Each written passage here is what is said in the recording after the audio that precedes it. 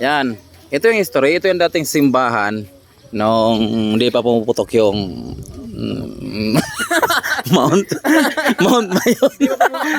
Ito yung dating simbahan. Ito na lang natira. O yan, makikita nyo yan. Ito na lang ang natira. At saka siyempre yung tower na yan. Oh. Punta tayo dito. Yan. Ito na lang ang natira. Nung nawasak ng dilubyo.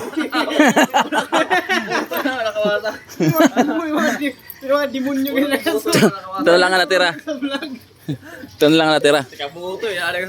At saka siyempre, yung ano na yan, yung tower na yan. The Watchtower. Yan na lang natira. Nabuo. Yan na lang natira. Yan. Lawasan ma. Agunoy.